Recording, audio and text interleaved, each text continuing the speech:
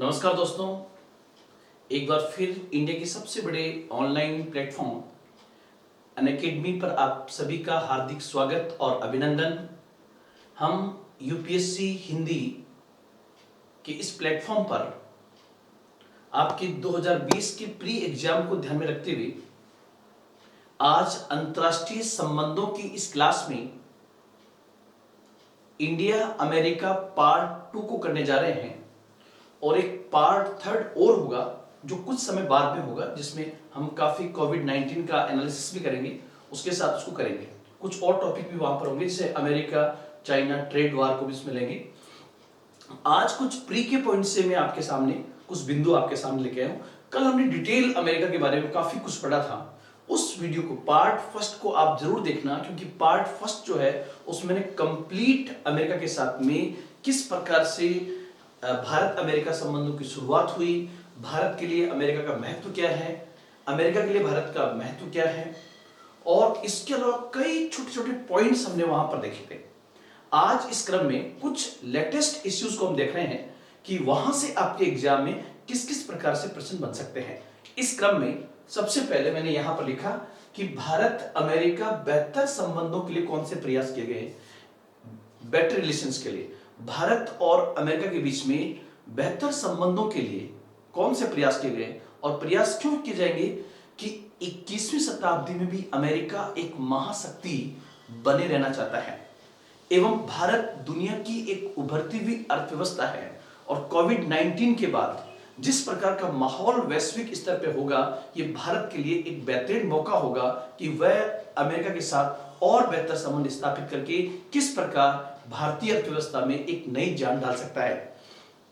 इसलिए भारत अमेरिका के बीच में सांस्कृतिक संबंध तो वर्तमान में है ही है, क्योंकि भारत से बहुत बड़ी संख्या में एनआरआई और पीआईओ अमेरिका में है, और उन्होंने उन एनआरआई और पीआईओ ने भारत के साथ अमेरिका के संबंधों को मजबूत करने के लिए गैर आधिकारिक राजदूत की भूमिका अदा की है, नॉन ऑफिशियल एम्बेसडर की भूमिका अदा की है।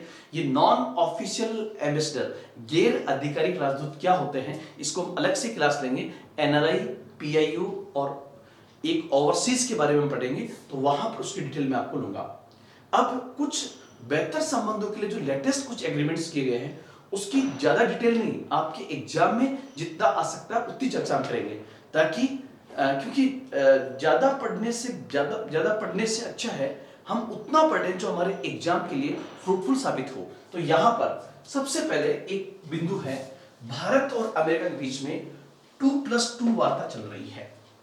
इंडिया और अमेरिका के बीच में 2+2 वार्ता चल रही है। 2+2 ट्रेड क्या है, तो इसको हम देखें। 2+2 ट्रेड क्या है, तो जब दो देश बेहतर राजनीतिक एवं सामरिक संबंधों को स्थापित करने के लिए उन दोनों देशों के दो मंत्रालय एक साथ मंत्री स्तरीय वार्ताएं करें, तो इस प्रकार की वार्ता को 2+2 वार्ता कहा जाता है।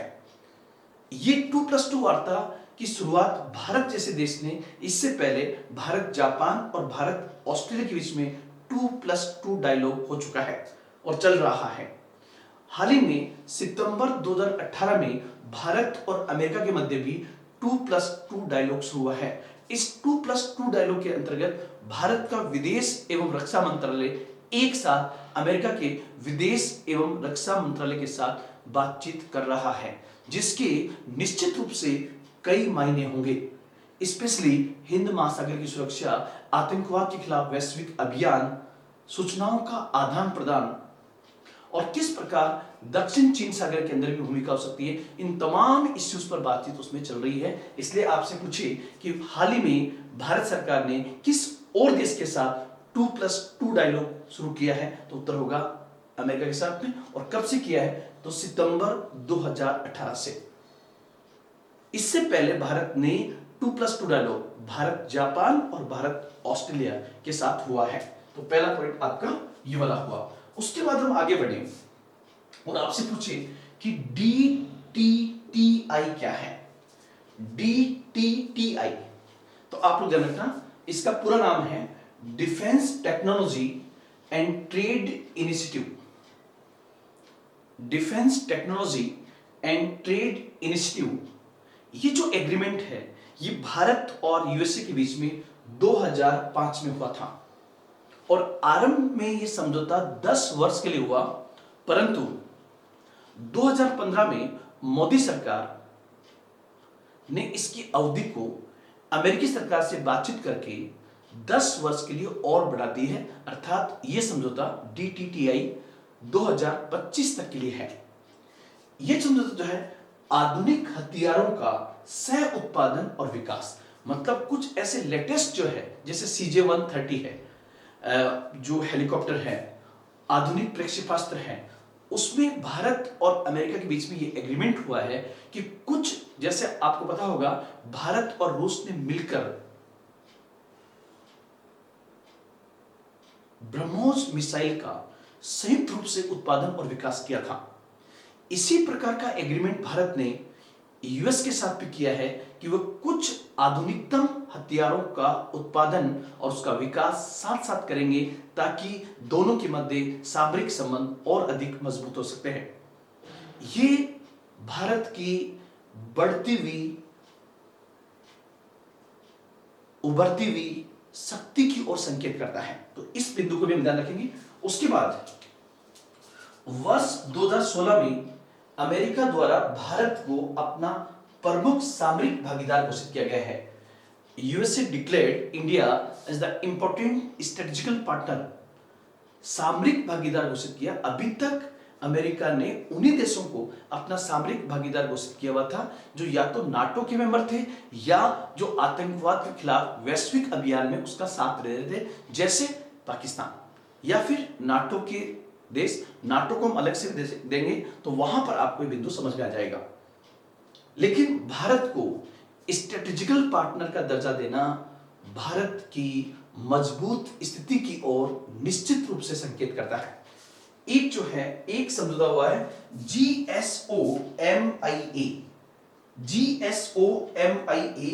General security of military information agreement. General security of military information agreement, दोनों देशों के बीच सूचनाओं की सुरक्षा, दोनों देशों के बीच सूचनाओं की सुरक्षा और गोपनीयता को बनाए रखने के लिए यह समझौता हुआ है, तो इसको भी आप ध्यान रखेंगे। एक समझौता हुआ है LEMOA, logistic exchange memorandum of agreement. यह समझौता भी लेटेस्ट है।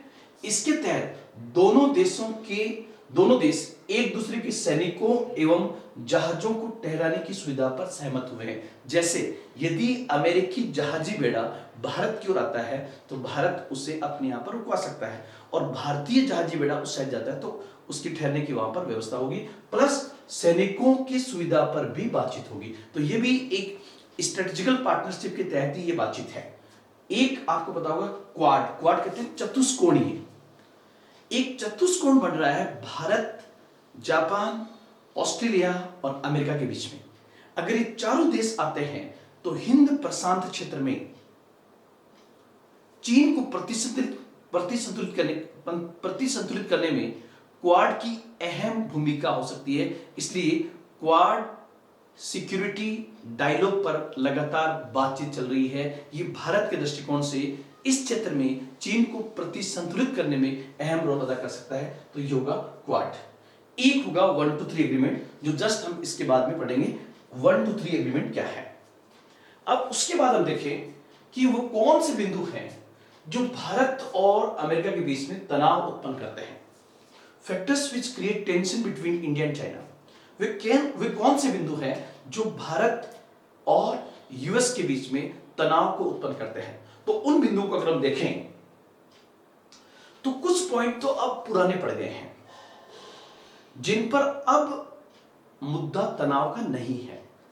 उसके लिए मैं एक अलग क्लास भी लूंगा, जिसके लिए जैसे एनपीटी क्या है, सीटीबीटी क्या है। तो एनपीटी और सीटीबीटी को लेकर लंबे समय तक जब भारत ने इस पर सिग्नेचर नहीं किए और आज भी नहीं किए, उसके कारण भारत और यूएस के बीच में तनाव रहा। लेकिन आज की तारीख में एनपीटी और सीटीबीटी को लेकर तनाव नहीं है, क्योंकि भारत ने 1-2-3 पर एग्रीमेंट पर सिग्नेचर हो गए हैं। तो एनपीटी और सीटीबीटी का अब भारत यूएस के बीच में वो टेंशन का इश्यू नहीं है।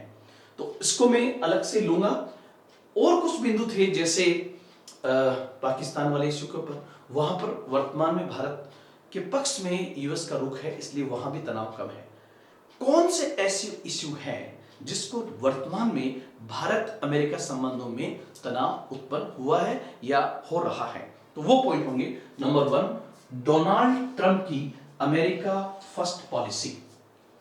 तो ध्यान रखना, अमेरिकन प्रेसिडेंट डोनाल्ड ट्रंप ने अपनी चुनावी घोषणाओं में कहा था कि वो अमेरिका को ही प्रथम वरीयता देंगे।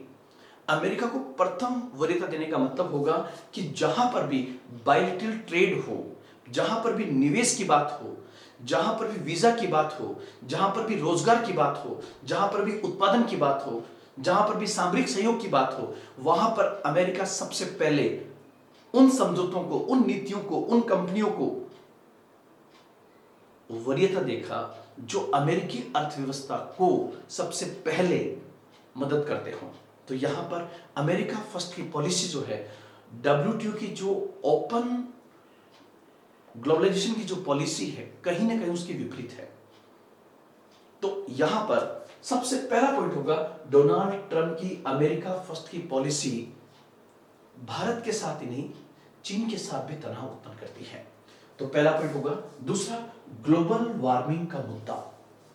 इस मुद्दे को सिर्फ आप यहां पॉइंट में ही समझ लेना, इसका पूरा मैं एक टॉपिक लूंगा जिसमें क्योटो प्रोटोकॉल क्या है, ग्लोबल वार्मिंग क्या है, ग्रीन हाउस गैसें क्या है, भारत और यूएस के बीच में किन मुद्दों को तनाव है, पेरिस एग्रीमेंट क्या है, और पेरिस एग्रीमेंट के बाद अमेरिका उससे पीछे क्यों हटा, बेसिक क्या है, वहां पर इसकी चर्चा करेंगे। यहां पर जस्ट आप ये समझना कि वर्तमान में ग्लोबल वार्मिंग के कारण जो जलवायु परिवर्तन हो रहा है, उसके लिए ग्रीन हाउस गैसें उत्तरदायी है, और ग्रीन हाउस गैसों के लिए सर्वाधिक उत्तरदायी विकसित देश हैं, और विकसित देशों में सर्वाधिक उत्तरदायी अमेरिका है।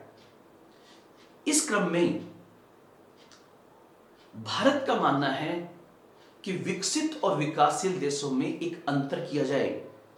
क्योटो प्रोटोकॉल हो या पेरिस समझौता हो, उसकी शर्तें भारत जैसे विकासशील देशों पर न थोपी जाए। अतः यहां पर आप लोग ध्यान रखना कि विकसित और विकासशील देशों के मध्य ग्लोबल वार्मिंग को लेकर जो तनाव है, वही तनाव विकसित देश अमेरिका और विकासशील देश भारत के मध्य है। तो उसको हम वहां पे क्लियर कर देंगे। ये पॉइंट यहां पर होगा। एक है जनरलाइज सिस्टम ऑफ प्रेफरेंस, जिसको हम जीएसपी कहते हैं। जनरलाइज सिस्टम ऑफ प्रेफरेंस क्या है, जीएसपी क्या है? तो आप लोग ध्यान रखना, ये अमेरिकी व्यापार का एक कार्यक्रम है, अमेरिकन ट्रेड प्रोग्राम है ये, जिसका उद्देश्य अमेरिका द्वारा विकासशील देशों को व्यापार में कुछ विशेष रियायतें देना। तो यहां पर जीएसपी क्या है? जीएसपी अमेरिकन ट्रेड प्रोग्राम है। इस प्रोग्राम के तहत अमेरिका जैसे विकसित देशों ने कई विकासशील देशों को टैरिफ में रियायतें प्रदान की, या कुछ वस्तुओं के व्यापार पर विकासशील देशों के लिए उसने टैरिफ लिया ही नहीं कि ये विकासशील देश हैं। जैसे अगर कोई भी उत्पाद, सपोज कीजिए फ्रांस की टी शर्ट अमेरिकन मार्केट में है और भारत की टी शर्ट अमेरिकन मार्केट में है, फ्रांस की 12 रुपए में बिक रही है और भारत की 10 रुपए में, क्योंकि वहां पर भारत की उस टी शर्ट पर उसने टैरिफ नहीं लिया है। तो इसको मैं अलग से समझाऊंगा। लेकिन अमेरिका ने वर्तमान में कहा है कि कुछ देश ऐसे हैं जिनको हमने विकासशील देश के दर्जे के तहत, जीएसपी के तहत लाभ दिया है, लेकिन वर्तमान में वो देश विकासशील से आगे बढ़ गए हैं, जैसे इंडिया, टर्की। इसलिए अमेरिका ने स्पेशली इन दिनों में 2 देशों से जीएसपी का दर्जा वापस लिया है, जिसके कारण भारत को मिलने वाली टैरिफ या रियायतें बंद हो जाएगी, जिसके कारण आर्थिक रूप से भारत को एक नुकसान हो रहा है। तो ये भी आप ध्यान रखना। उसके बाद में काटसा क्या है, CAATSA, काटसा क्या है? काटसा की जो फुल फॉर्म है, countering American advisories through sanction act. Countering American advisories through sanction act, ये हाल ही में अमेरिका द्वारा पारित किया गया एक कानून है, जिसके तहत कोई भी देश जैसे भारत यदि अमेरिका के किसी ऐसे देश के साथ जिसकी वर्तमान में अमेरिका के साथ प्रतिद्वंदिता है या वो अमेरिका का एक प्रकार से दुश्मन है, तो उसके साथ वो देश अगर संबंध स्थापित करता है तो अमेरिका उसके खिलाफ कार्रवाई कर सकता है। सपोज कीजिए जैसे अमेरिका और रूस के संबंध बेहतर नहीं है या अमेरिका और ईरान के संबंध बेहतर नहीं है और भारत यदि ईरान के साथ या रसिया के साथ संबंध स्थापित करता है, उनसे तेल खरीदता है, तो उस स्थिति में अमेरिका काटसा के तहत भारत पर कार्रवाई कर सकता है। तो यहां पर यह भी एक बड़ा चैलेंज होगा कि एक ओर अमेरिका जहां काटसा के तहत कार्रवाई कर सकता है, वहीं दूसरी ओर भारत ईरान और रूस जैसे देशों के बिना अपनी अर्थव्यवस्था को आगे नहीं बढ़ा सकता। इस स्थिति में भारत सरकार ये संतुलन कैसे कायम करती है, ये भी हमारे लिए एक चैलेंजिंग टास्क होगा और ये मुद्दा भारत अमेरिका संबंधों में एक प्रकार का तनाव उत्पन्न कर सकता है। तो ये जो इश्यूज थे, अब एक बार आप इसका पूरा स्क्रीनशॉट ले लीजिए ताकि आपको बेहतर तरीके से ये समझ में आए। स्क्रीनशॉट आप ले लीजिए। अब हम इसके आगे बढ़े और आपको मैंने एक बिंदु नहीं समझाया 1 to 3 एग्रीमेंट क्या है, तो पहले आप इसको देखें।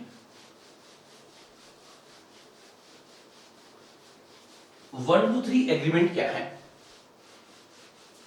इसको मैं पूरा आपको समझाता हूं।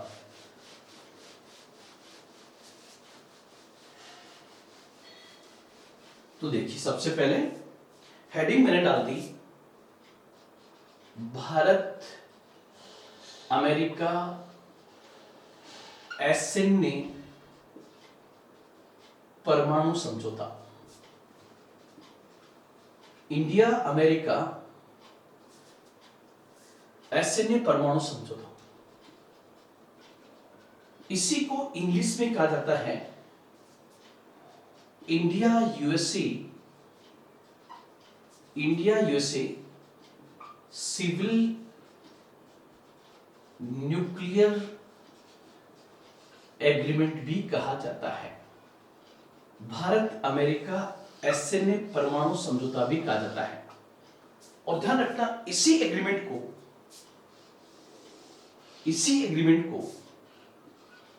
1 to 3 एग्रीमेंट भी कहा जाता है। इसी एग्रीमेंट को 1 to 3 एग्रीमेंट भी कहा जाता है। अब सबसे पहला बिंदु होगा हमारे पास में कि मैं एकदम सरल भाषा में आपको समझाऊं।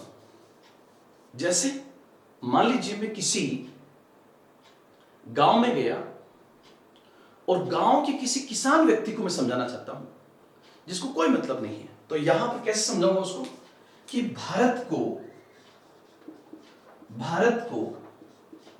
अपने परमाणु रिएक्टरों के लिए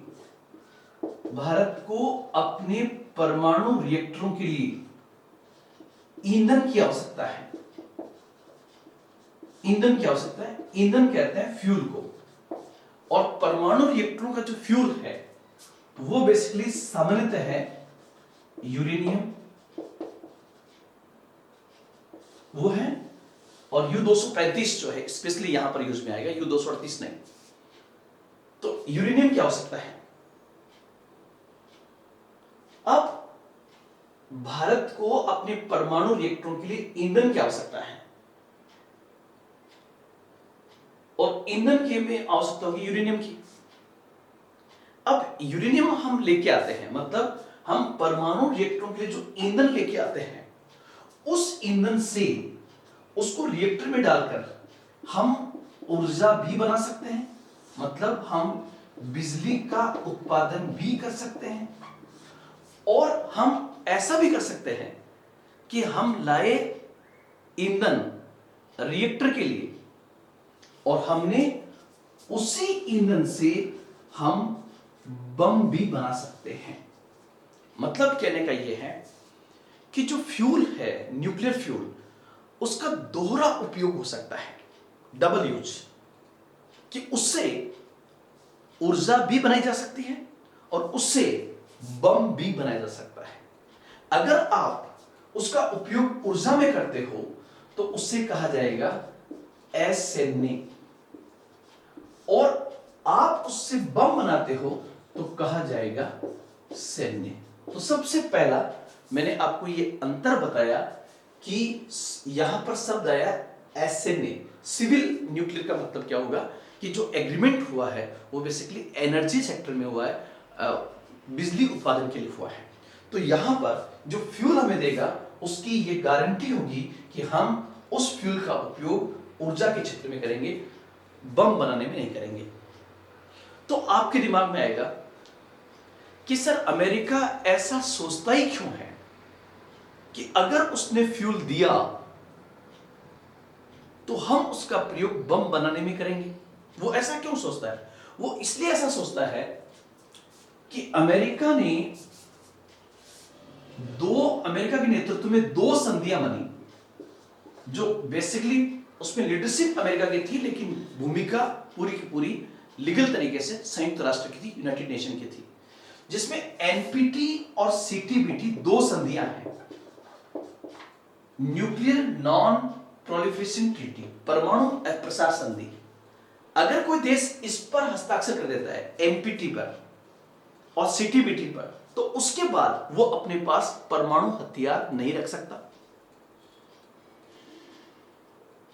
अब अगर भारत इन पर साइन कर देता तो भारत भविष्य में न तो परमाणु परीक्षण कर सकता था, न परमाणु हथियार रख सकता था, जबकि भारत के पड़ोस में चीन एक परमाणु शक्ति था। अतः उसको प्रतिसंतुलित करने के लिए या उसका मुकाबला करने के लिए न्यूनतम परमाणु प्रतिरोधक क्षमता का होना जरूरी था। इसलिए भारत ने क्या किया कि बम का परीक्षण कर लिया, और वो परीक्षण किया, पहला परमाणु परीक्षण 1974 में और दूसरा 1998 में। अब आप देखिए एनपीटी जो संधि लागू हुई है वो 1970 में हुई है, और जो सीटीबीटी 1996 में हुई है। भारत ने न केवल इन दोनों पर साइन किए, बल्कि भारत ने अपनी सुरक्षा के लिए इन पर सिग्नेचर न करके परमाणु परीक्षण किया।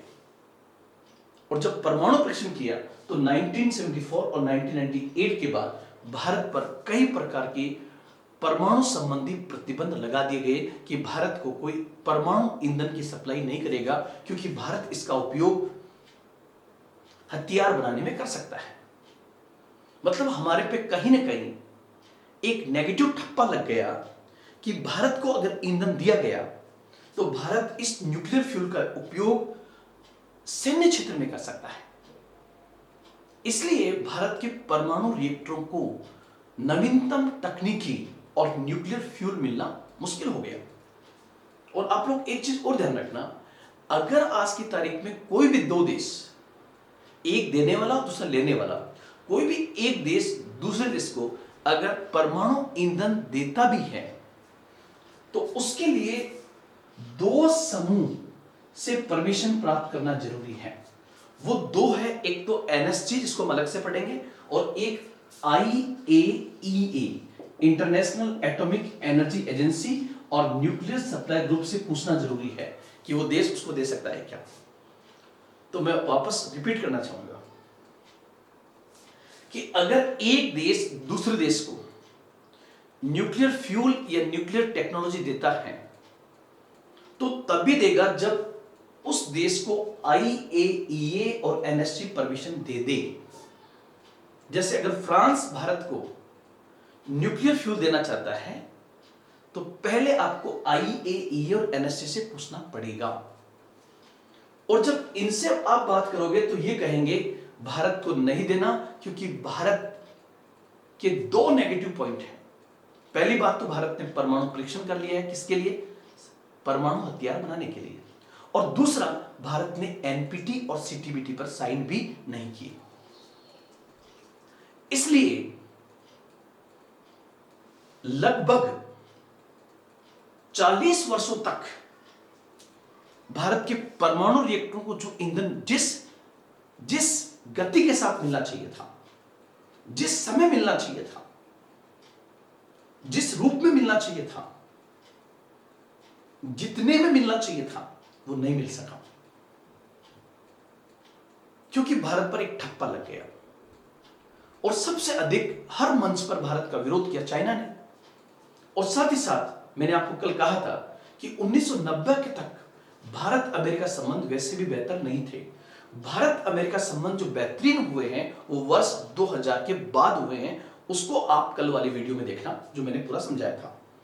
तो वापस मैं रिपीट कर रहा हूं कि भारत के परमाणु रिएक्टर को ईंधन की आवश्यकता है, लेकिन इस ईंधन का दोहरा उपयोग हो सकता है। भारत इसका उपयोग ऊर्जा के लिए भी कर सकता है, मतलब बिजली बनाने में, और भारत इसका उपयोग ईंधन ऊर्जा के नाम पर लाकर बम भी बना सकता है। क्यों? क्योंकि हमने एनपीटी और सीटीबीटी पर साइन नहीं किए। यहां आप थोड़ा सा पेशेंस रखना। NPT, CTBT, NSG, Australia group, Wassenaar व्यवस्था, ये सब मैं डिटेल में आपको समझाऊंगा। तो भारत ने जब एनपीटी और CTBT, nuclear non proliferation treaty, परमाणु अप्रसार संधि और व्यापक परमाणु परीक्षण प्रतिबंध संधि, कॉम्प्रिहेंसिव टेस्ट बैंड ट्रीटी पर साइन नहीं किए, तो विकसित देशों के एक बड़े ग्रुप ने भारत पर प्रतिबंध लगा दिए। इसलिए लंबे समय तक भारत को परमाणु ईंधन और नवीनतम तकनीकी प्राप्त नहीं हो सकी। जैसे सपोज कीजिए भारत ने अमेरिका से कहा कि आप प्लीज हमें ईंधन दीजिए, तो अमेरिका ने कहा पहले आप एनपीटी और सीटीबीटी पर साइन कीजिए। भारत ने मना कर दिया कि हम साइन नहीं करेंगे भले ही ईंधन न मिले। तो ये पॉइंट आपका समझने वाला है। अगर आप जापान से बात करोगे तो जापान में इससे भी अधिक कड़ा कानून है। जापान ने कहा कि जापान उस देश के साथ असैन्य परमाणु समझौता नहीं करेगा जिसने एनपीटी और सीटीबीटी पर साइन नहीं किए हो या जिसके पास परमाणु हथियार हो। तो जापान भी नहीं करेगा। लेकिन आप देखिए, हम राष्ट्रीय सुरक्षा के लिए अपनी बात पर अटल रहे और हमने कहा कि हम एनपीटी और सीटीबीटी पर साइन नहीं करेंगे, क्योंकि इस दोनों संधियां परमाणु राज्य और परमाणु विहीन राज्यों में एक प्रकार का भेदभाव पैदा करती है। वो कैसे पैदा करती है मैं आपको पूरा डिटेल में समझाऊंगा। इसलिए भारत ने साइन नहीं किए और राष्ट्रीय सुरक्षा के लिए कहा कि हम इन दोनों पर साइन नहीं करेंगे। जब भारत अपनी बात पर अड़ा हुआ था तो उधर अमेरिका भी अपनी बात पर अड़ा हुआ था कि हम आपको ईंधन नहीं देंगे। और जब अमेरिका नहीं देगा तो जितने भी अमेरिकी समर्थक राष्ट्र हैं जैसे Australia, Japan, south Korea, Canada, इन्होंने भी भारत को परमाणु ईंधन और तकनीक नहीं दी। और आप देखिए, जब भारत अमेरिका के बीच में समझौता हो गया तो बाकी देशों ने भी, जो अमेरिका के समर्थक हैं या अमेरिका के साथ रहते हैं, उन्होंने भी यस कर दिया। अब वो कैसे, उसको मैं समझाऊंगा। तो सबसे पहले ये मैंने आपको समझाने का प्रयास किया। अब यहां पर एक चीज आपके दिमाग में आ सकती है कि सर भारत के पास खुद के पास यूरेनियम के भंडार हैं, भारत अपने यूरेनियम को यूज में क्यों नहीं ले लेता? तो ध्यान रखना, यूरेनियम अयस्क जो है, उस यूरेनियम अयस्क से परिष्कृत यूरेनियम तैयार करने में काफी खर्चा आता है। उसमें U-235 की मात्रा न के बराबर होती है, 0.03% के आसपास होती है। अगर भारत इस पर इतना खर्च करेगा परिष्कृत करने में, तो पर यूनिट बिजली जो आएगी बहुत ज्यादा महंगी होगी। उसको भी मैं एनएससी वाले चैप्टर में आपको समझाऊंगा।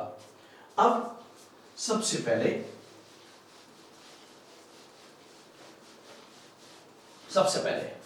भारत और अमेरिका के बीच में जो समझौता हुआ उसे कहते हैं सिविल न्यूक्लियर एग्रीमेंट। अब हम यहां से कुछ पॉइंट्स देखें तो होगा किनके मध्य हुआ, मतलब ये एग्रीमेंट जो मैंने ऊपर लिखा है वो किसके मध्य हुआ, तो होगा इंडिया और यूएसए के मध्य हुआ। किस क्षेत्र में हुआ, तो होगा असैन्य क्षेत्र में। और क्या होगा? अगर समझौता हुआ तो इसके तहत क्या होगा? इसके तहत ये हुआ कि भारत को एक तो अमेरिका परमाणु ईंधन की सप्लाई करेगा और प्लस आधुनिकतम परमाणु तकनीक भी देगा। तो मुद्दा है कि इसे 1-3 एग्रीमेंट क्यों कहा जाता है? इसे 1-3 क्यों कहा जाता है? इससे पहले एक पॉइंट और समझना, और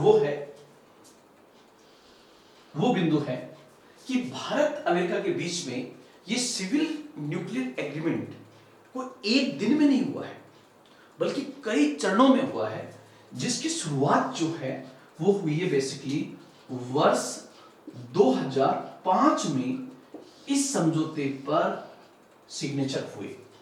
और किसके बीच में हुए? तो भारतीय पीएम डॉक्टर मनमोहन सिंह एवं अमेरिकन प्रेसिडेंट जॉर्ज बुश के बीच में यह समझौता हुआ था वर्ष 2005 में, और एग्रीमेंट को फाइनल रूप दिया गया है वर्ष 2008 के अंदर। क्योंकि इस समझौते को दोनों देशों के मध्य करने के लिए अमेरिकी संसद से पास होना जरूरी था, अमेरिकन पार्लियामेंट से पास होना जरूरी था। और ऐसा क्यों? तो उसको आप देखिए कि अमेरिका में एक अधिनियम बना हुआ था, अमेरिका परमाणु सुरक्षा अधिनियम के नाम से एक एक्ट अमेरिका बना हुआ था। और ये एक्ट किस साल का था? तो 1954 का था, अमेरिकी परमाणु सुरक्षा अधिनियम। उस अमेरिकी परमाणु सुरक्षा अधिनियम की धारा 123 थी, और उसमें कहा गया था कि हालांकि ये 54 में बना है, लेकिन उसमें भी कई संशोधन हुए, जैसे नागरिकता कानून में कई संशोधन हुए हैं। तो उसमें एक फैक्ट था कि अमेरिका किसी भी ऐसे देश को परमाणु ईंधन और परमाणु तकनीकी नहीं देगा जिसके पास परमाणु हथियार हो, या जो परमाणु हथियार प्राप्त करने का प्रयास कर रहा हो। और बाद में इसमें और जोड़ दिया गया जिसने एनपीटी और सीटीबीटी पर साइन नहीं किए हो। तो जाहिर सी बात है, अमेरिका हमें कहेगा कि आप एनपीटी और सीटीबीटी पर साइन कर दीजिए। तो भारत ने कहा सॉरी, हम राष्ट्रीय सुरक्षा के साथ समझौता नहीं कर सकते। इसलिए अमेरिका ने अपने ही उस 1954 के अधिनियम की धारा 123 में संशोधन किया। इस कारण इस समझौते को उस संशोधन के नाम पर 1-3 एग्रीमेंट कहा जाता है। इसलिए 1-3 कहां से आया? उस बिंदु से आया। दूसरा ध्यान रखना, इस संशोधन को करने के लिए, मतलब यह भी एक अधिनियम है, और इस अधिनियम में संशोधन करने के लिए बिल लाना पड़ेगा। और इस बिल को लेकर आए थे अमेरिकन सांसद हेनरी हाइट। इसलिए 1-3 एग्रीमेंट से पहले इस अधिनियम में संशोधन करने के लिए हेनरी हाइट एक प्रपोजल लेके आए, जो बिल लेके आए वही कहलाएगा, जब पास हो जाएगा अमेरिकन पार्लियामेंट से, कहलाएगा हेनरी हाइट एक्ट। तो ध्यान रखना, जहां भी आप पढ़ोगे वहां पर दो चीजें आएंगी, 1-3 एग्रीमेंट और हाइट एक्ट। ये दोनों एक दूसरे के साथ जुड़े हुए इसलिए कि अमेरिका अगर भारत को परमाणु ईंधन देता है तो उसे अपने परमाणु सुरक्षा अधिनियम की धारा 1954 की धारा 123 में संशोधन करना पड़ेगा। और उस संशोधन के कारण इसका नाम हो गया 1-3 एग्रीमेंट। और उस समय अमेरिकी संसद में पेश करने वाला था हाइट, उसके नाम पर हो गया हाइट एक्ट। तो ये दो चीजें आप ध्यान रखेंगे। तो 1-3 एग्रीमेंट और अमेरिकी, अब जो 1-3 एग्रीमेंट हुआ जिसकी शुरुआत वर्ष 2005 में हुई और फाइनली 2008 में वो सब कुछ हो गया, अमेरिकी पार्लियामेंट ने भी पास कर दिया, सब कुछ हो गया, तो उसके बाद ये समझौता लागू होगा। लेकिन जैसा कि मैंने कहा, समझौता लागू होने से पहले आपको आईएईए और एनएससी से भी पूछना पड़ेगा, भारत को परमाणु ईंधन देने से पहले। तो ध्यान रखना, यहां पर जो 123 एग्रीमेंट हुआ उसमें क्या हुआ कि ये जो एग्रीमेंट हुआ है ये बेसिकली किस क्षेत्र के लिए है, तो होगा एसएनए परमाणु क्षेत्र के लिए, मतलब सिविल न्यूक्लियर फील्ड के होगा, अर्थात अमेरिका भारत के परमाणु रिएक्टरों के लिए ईंधन और तकनीकी प्रदान करेगा। और इस समझौते के बाद यह भी तय हो गया कि भारत को ये एनपीटी और सीटीबीटी के बिना ही ये लाभ मिलेगा। तो ये आपका था 123 एग्रीमेंट। इस एग्रीमेंट के तहत यह समझौता हुआ कि अमेरिका भारत को परमाणु ईंधन एवं परमाणु रिएक्टर से संबंधित आधुनिक तकनीकी प्रदान करेगा। ऐसा समझौता करने वाला पहला देश था, लेकिन IAEA international atomic energy agency और न्यूक्लियर सप्लाई ग्रुप से परमिशन लेने के बाद पहला देश फ्रांस था, दूसरा देश फिर अमेरिका बनता है भारत के साथ सिविल न्यूक्लियर एग्रीमेंट करने वाला। ध्यान रखना, मैं वापस रिपीट कर रहा हूं कि समझौता होने के बाद भी ईंधन नहीं मिलेगा। क्यों नहीं मिलेगा? कि जब तक आईएईए और एनएसजी न दे परमिशन, तो आईएईए और एनएसजी से सबसे पहले परमिशन भारत के लिए किसने प्राप्त की है? फ्रांस ने। तो पहला पॉइंट होगा, पहला देश फ्रांस, दूसरा अमेरिका, तीसरा रशिया, चौथा कजाकिस्तान, पांचवा मंगोलिया, छठा, ऐसे नाम आएंगे, मैं आपको बता दूंगा। तो ये पॉइंट्स आपको इसमें ध्यान में रखने हैं। भारत यूएसए एसएनए परमाणु समझौता, इस समझौते का दूसरा नाम है 123 एग्रीमेंट। इसको 123 एग्रीमेंट क्यों कहा जाता है? क्योंकि इसके लिए अमेरिकी परमाणु सुरक्षा अधिनियम की अमेरिकी परमाणु सुरक्षा अधिनियम 1954 की धारा 123 में संशोधन किया गया था, इस कारण इसको 123 एग्रीमेंट कहा जाता है। प्रक्रिया समझौते की कब शुरू हुई? वर्ष 2005 में। किसके मध्य? डॉक्टर मनमोहन सिंह और जॉर्ज बुश के बीच में। कब पूरी हुई? वर्ष 2008 के अंदर। और इसके तहत अमेरिका परमाणु ईंधन की सप्लाई करेगा और परमाणु तकनीक भारत को देगा। ध्यान रखना, जब अमेरिका जो दुनिया की एक सुपर पावर, जो मैंने कल आपको समझाया था, वो किसी के साथ खड़ा हो जाए और वो ये कह दे कि इंडिया इज रेस्पॉन्सिबल कंट्री, तो आपको पता है बाकी सब एजेंसियां अमेरिका के नियंत्रण में है। जब अमेरिका ने कह दिया तो ब्रिटेन ने भी कहा यस, भारत एक जिम्मेदार देश है, भारत के पास परमाणु शक्ति है भी, तभी वो जिम्मेदार है। तो ये बड़ा पॉइंट है। अब एक चीज आपके दिमाग में आएगी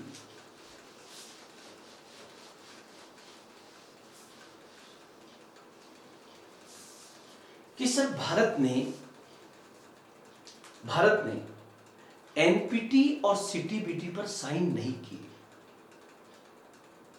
और अमेरिका ने भारत पर बहुत सारे प्रतिबंध लगा रखे थे, तो ऐसी क्या बात हुई या ऐसा क्या दबाव था कि अमेरिका ने भारत के साथ ही समझौता किया? हम अमेरिकन साइड से देखते हैं, तो उसको देखने के लिए आप देखना, सबसे पहले एक पॉइंट आप देखना, अमेरिका, ये मैंने लिखा यूएसए, मतलब अमेरिका की मजबूरी क्या है? तो यूएसए जो है वो बेसिकली एक विकसित देश है, अमेरिका एक विकसित देश है। और अमेरिका जो एक विकसित देश है, वो विकसित बने रहे या विकसित बना रहे, इसके लिए वो विकासशील देशों की बाजारों तक अपनी पहुंच को आसान करेगा, ताकि इसके माध्यम से वो अपनी अर्थव्यवस्था को एक नई दिशा भी दे सके, विनिमय भी डॉलर के बीच में हो और दुनिया के विकासशील बाजारों में उसकी पहुंच बहुत मजबूत हो। जैसे अमेरिका अगर भारतीय अर्थव्यवस्था के साथ व्यापार कर रहा है तो कोई ऐसा नहीं है, ये बराबरी का दर्जा है। मतलब अमेरिका अगर भारत के साथ व्यापार करता है तो भारत को तो लाभ 100% है ही है, लेकिन उससे ज्यादा लाभ अमेरिका को है, क्योंकि अमेरिका को अगर विकसित बने रहना है तो उसे विकासशील देशों के बाजारों तक अपनी पहुंच को बहुत आसान बनाना होगा। तो मैंने कहा अमेरिका एक विकसित देश है और विकासशील देशों के बाजारों तक अपनी आसान पहुंच बनाएगा, और विकासशील देशों में उसके पास बहुत सारे ऑप्शन होंगे, लेकिन वो पहला ऑप्शन भारत को रखेगा। हालांकि पहला ऑप्शन चीन होना चाहिए जहां पर ज्यादा संभावनाएं है, लेकिन चीन की चूंकि उसकी बनती नहीं है, चीन को प्रति संतुलित करना चाहता है, इसलिए वो भारत जैसी अर्थव्यवस्था के साथ अपने बेहतर संबंध स्थापित करना चाहता है। अब जब वो भारत तक पहुंच बनाएगा तो जाहिर सी बात है अमेरिका की बहुराष्ट्रीय कंपनियां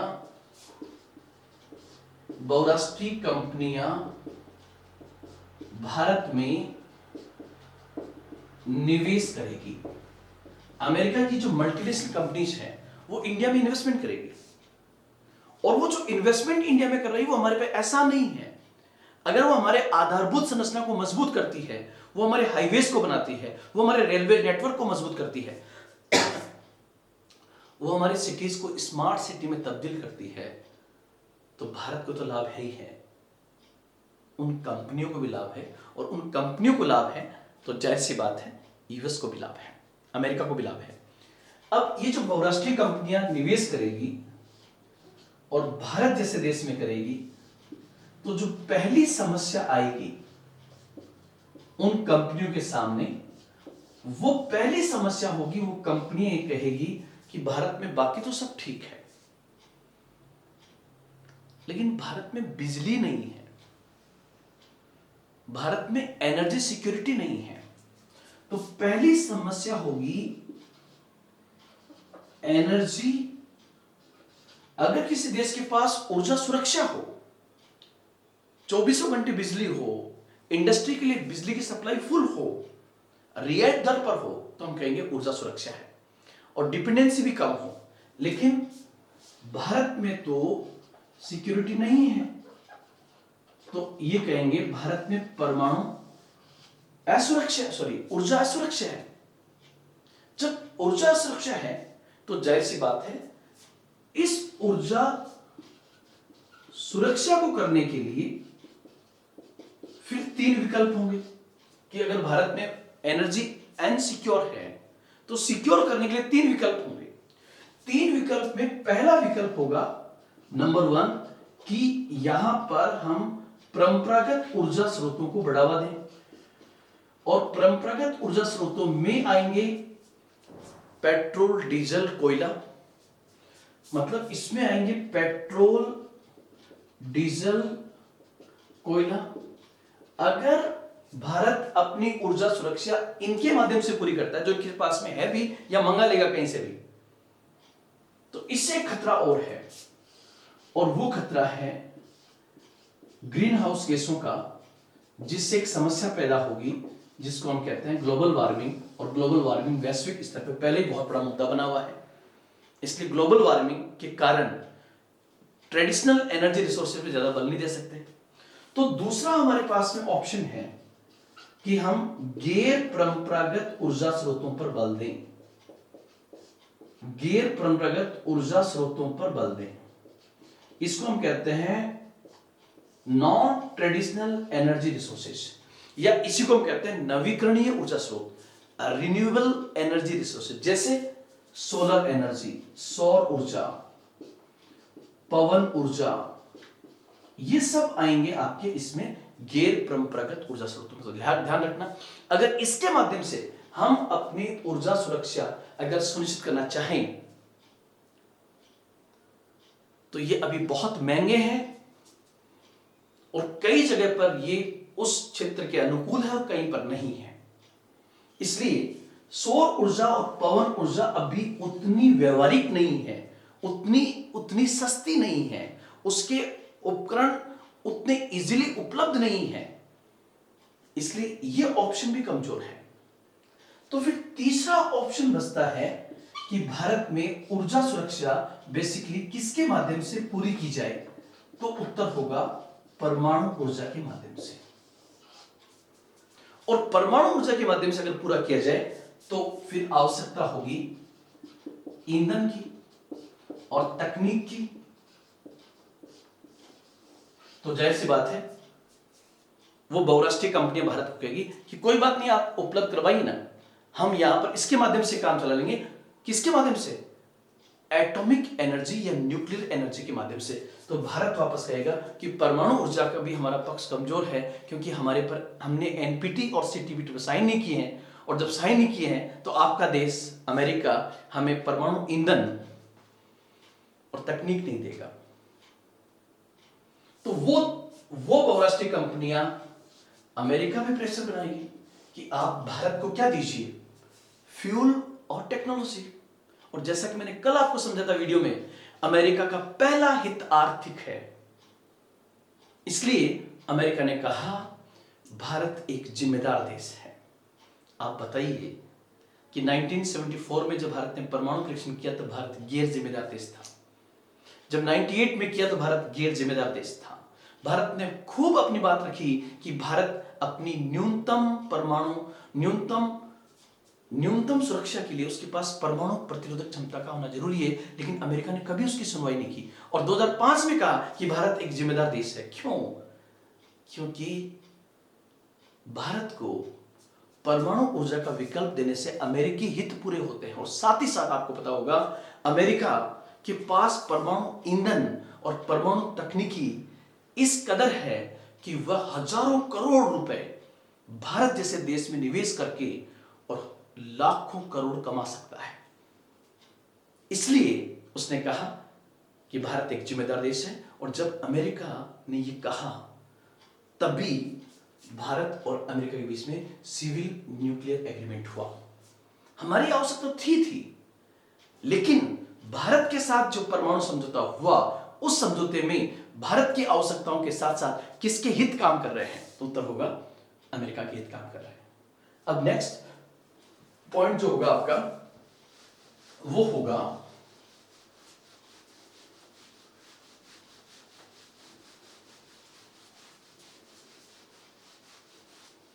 कि भारत ने अमेरिका के साथ जो सिविल न्यूक्लियर एग्रीमेंट किया है, जिसको हम 1, 2, 3 एग्रीमेंट कहते हैं, अगर भारत यह समझौता करता है तो इस समझौते से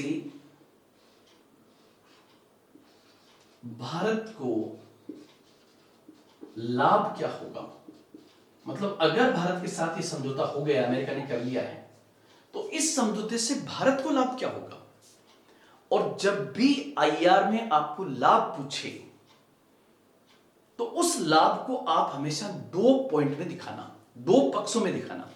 और पहला पक्ष होगा कि भारत को इससे प्रत्यक्ष लाभ क्या होगा, और दूसरा होगा इससे भारत को अप्रत्यक्ष लाभ क्या होगा।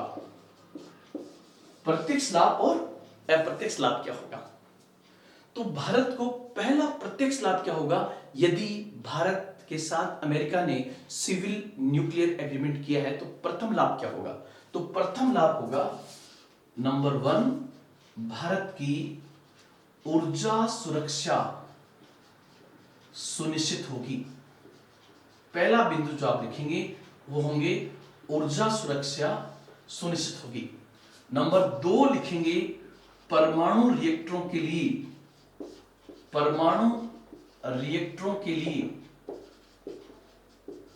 परमाणु ईंधन न्यूक्लियर फ्यूल, परमाणु ईंधन एवं तकनीकी की प्राप्ति। दूसरा पॉइंट ये आपका होगा। तीसरा पॉइंट होगा प्रत्यक्ष लाभ भी होगा। प्रत्यक्ष लाभ भी क्या होगा? प्रत्यक्ष लाभ होगा भारत पर लगे परमाणु प्रतिबंधों का हटना। मतलब इसी समझौते से भारत पे लगे परमाणु प्रतिबंधों का भी हटना। और चौथा लाभ इसी से जो होगा प्रत्यक्ष लाभ होगा कि वो होगा हमारी परंपरागत जो ऊर्जा स्रोत है, परंपरागत ऊर्जा स्रोतों पर निर्भरता कम होगी।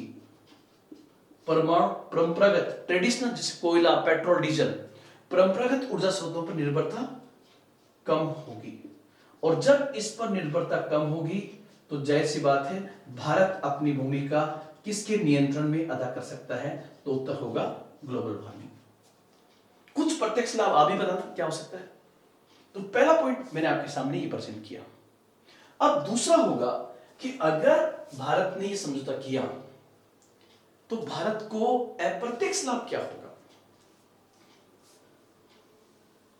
अप्रत्यक्ष लाभ क्या होगा, तो इसका पहला अप्रत्यक्ष लाभ होगा नंबर 1, सुपर पावर अमेरिका का समर्थन भारत को मिलना।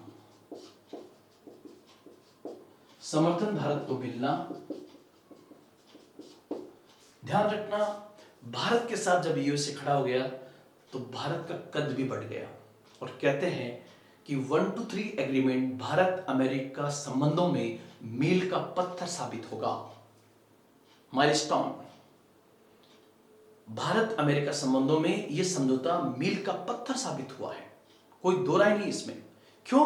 क्योंकि इस समझौते से अमेरिका भारत के साथ खड़ा है, और जब अमेरिका भारत के साथ खड़ा है और अमेरिका ने भारत को एक जिम्मेदार राष्ट्र की बात कही है, तो इस स्थिति में एनएसजी, आईएईए, ऑस्ट्रेलिया ग्रुप, ये तमाम भी भारत के साथ जुड़ेंगे। और वे देश जो परमाणु एनएसजी ग्रुप में है उन्होंने भी भारत के साथ समझौता किया है। तो दूसरा इसका होगा, दूसरा लाभ होगा भारतीय विदेश नीति का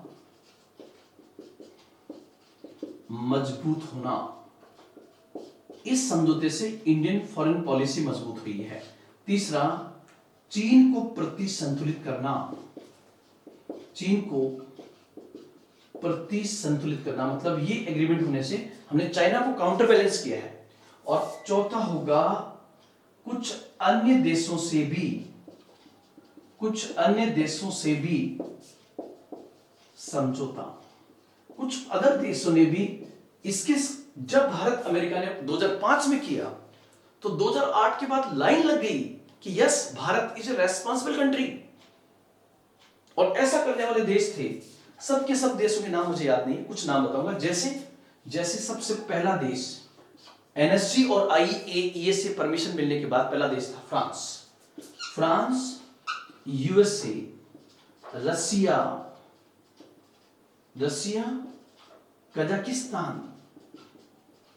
कजाकिस्तान। उसके बाद होगा Mongolia, Argentina, Britain, south Korea, Canada, Australia. तो 1 2 3 4 5 6 7 8 9 10 और एक आप बताना कि जापान के साथ समझौता हुआ है या नहीं। कमेंट करके बताएं कि भारत के साथ सिविल न्यूक्लियर एग्रीमेंट जापान ने किया है या नहीं, यस या नो, ताकि मुझे लगे कि आप कितने एक्टिव हैं। तो ये होगा कि अगर भारत ने 1 2 3 एग्रीमेंट किया है तो इससे भारत को लाभ क्या होगा। भारत की ऊर्जा सुरक्षा का सुनिश्चित होना, परमाणु रिएक्टरों के लिए परमाणु ईंधन और तकनीक का प्राप्त होना, भारत पर लगे परमाणु प्रतिबंधों का हटना, परंपरागत ऊर्जा स्रोतों पर भारत की निर्भरता कम होगी, जिसके कारण वैश्विक मंचों पर भारत ये बात कह सकेगा कि वो ग्लोबल वार्मिंग को नियंत्रित करने की दिशा में कदम उठा रहा है। साथ ही साथ सुपर पावर अमेरिका का समर्थन मिलना, उससे भारतीय विदेश नीति का मजबूत होना, चीन को प्रति संतुलित करना, कुछ अन्य देशों से भी समझौता होना, और पांचवां बिंदु होगा भारत का एक जिम्मेदार परमाणु शक्ति के रूप में स्थापित होना। परमाणु शक्ति के रूप में स्थापित होना। और छठा होगा एनपीटी और सीटीबीटी पर सिग्नेचर किए बिना भारत द्वारा समझौता करना, जिसके कारण हमारे पास विकल्प खुला हुआ है। लेकिन यहां पर आप लोग ये ध्यान रखें कि भारत के जितने भी रिएक्टर्स हैं उनको दो भागों में डिवाइड किया गया है, सैन्य रिएक्टर्स और असैन्य रिएक्टर्स, सिविल रिएक्टर्स और नॉन सिविल रिएक्टर्स या मिलिट्री रिएक्टर्स, दो रिएक्टर्स प्रकार में। ये जो जितने के लिए यह समझौता हुआ है, हमें उसकी सूची IAEA को देनी होगी और दे दी है भारत ने कि भारत इनके माध्यम से अपनी ऊर्जा सुरक्षा सुनिश्चित करेगा। मतलब भारत के असैन्य परमाणु रिएक्टर भारत के ही हैं, लेकिन वो IAEA की निगरानी में होंगे ताकि भारत उस ईंधन का मिसयूज ना कर सके। इसी बात को लेकर भारत की वामपंथी पार्टियों ने विरोध किया था। लेकिन यहां सुखद पहलू यह है कि इस प्रकार का एग्रीमेंट भारत ने नहीं, अन्य देशों ने भी अमेरिका के साथ में कर रखा है, और वैसे ये निशस्त्रीकरण की दिशा में ऐसा होना भी चाहिए। तो ये बिंदु आप ध्यान रखेंगे। उसके बाद में एक पॉइंट आपका और होना चाहिए कि अगर 123 एग्रीमेंट से भारत को लाभ हुआ है तो निश्चित रूप से इस एग्रीमेंट से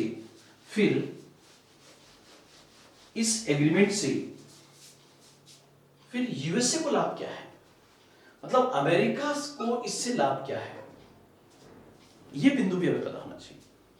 तो उसका पहला पॉइंट होगा, नंबर 1, यूएसए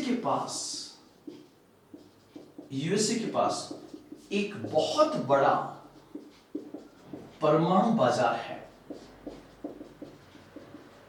मतलब उसके पास परमाणु ईंधन और परमाणु तकनीक पड़ी हुई है,